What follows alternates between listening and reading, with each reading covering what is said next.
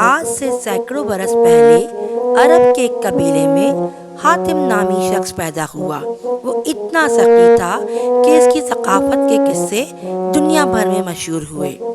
इसके दरवाजे पर जो शख्स भी आता अपनी ज़रूरत पूरी करके जाता। कहते हैं इसे अपने एक घोड़े से बहुत प्यार था। घोड़ा भी अपने मालिक का वफादार था। एक रोज़ आधी रात के करीब इसके घर में चंद मेहमान आ गए।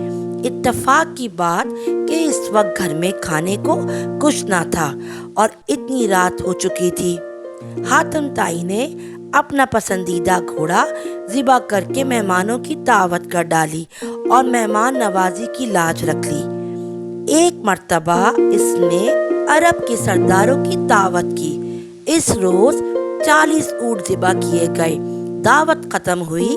सरदार आपस में इधर उधर की बातें करने लगे। एक सरदार ने कहा, हातिम जैसा फिराक दिल आज तक पैदा नहीं हुआ और ना होगा। क्यों न ये सवाल हातिम से किया जाए। एक सरदार ने कहा, चुनाचे हातिम से पूछा गया कि इसने आपसे ज्यादा सकी और अजीम इंसान देखा या सुना है। हातिम ताई काफी देर तक सर झुकाकर सोचता रहा और फिर मुस्कुराकर बोला, बहुत ज्यादा मालो दौलत लुटाने का नाम सकाफत नहीं। मेरे नजदीक सकी और अजीम इंसान वो है जो अपने बड़े से बड़े फायदे के लिए किसी का छोटे से छोटा एहसान भी कबूल ना करे। मैंने अपनी जिंदगी में ऐसा शख्स देखा जिसका दिल मेरे दिल से बहुत बड़ा था। वो जरूर किसी मुल्क का बादशाह होगा। इसके पास बहुत बड़ा खजाना होगा। सरदारों ने बैक आवाज में कहा, नहीं दोस्तों, ऐसी कोई बात नहीं। चंद दिन पहले मैंने मेहमानों की दावत करी और मेहमानों को खाना खिलाने के बाद मैं जंगल की तरफ निकल गया। वहां मैंने एक बूढ़े शख्स को देखा।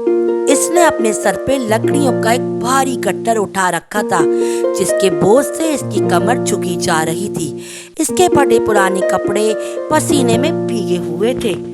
मैंने जब इसको देखा तरस खाकर इसकी मदद करने का फैसला किया और कहा, बाबा जी, मैं आपसे चंद बातें करना चाहता हूँ। ये कहकर मैंने इसके सर से बोझ उतारने के लिए अपना हाथ बढ़ाया तो वो फौरन पीछे हट गया। फिर इसने अपना बोझ जमीन पर रखा और कहने लगा, इंसान को अपना बोझ खुद संभालना चाहिए। लोगों के कांधों पे सवार होकर तो सिर्फ कब्र की तरफ जाया जाता है। मगर बाबा जी, आप इस उम्र में इतनी मेहनत क्यों कर रहे हैं? तो फिर मुझे क्या करना चाहिए? इस गैरतमंद लकड़हारे ने मुस्कुराते हुए पूछा। आपके शहर में हातिम ताई रहता है। वो सैकड़ों इंसानों को हर रोज खाना खिलाता है। आप इसके दरवाजे पर क्यों नहीं जाते? ये सुनकर लकड़हारे ने घूर कर मुझे देखा और बड़ी बेनियाजी से कहा, हातिम के 2 हाथ हैं। खुदा ने मुझे भी 2 हाथ अता फरमाए हैं। कितने शर्म की बात है कि मैं इसकी कमाई हुई रोटी खाऊं। किसी का एहसान उठाने से बेहतर है कि मैं बेजान लकड़ियों का गट्टा सर पे उठा लूं। सब सरदार हैरान होकर हातिम को देखने लगे। हातिम ने कहा, वो मुझसे भी ज्यादा बड़े दिल का मालिक था।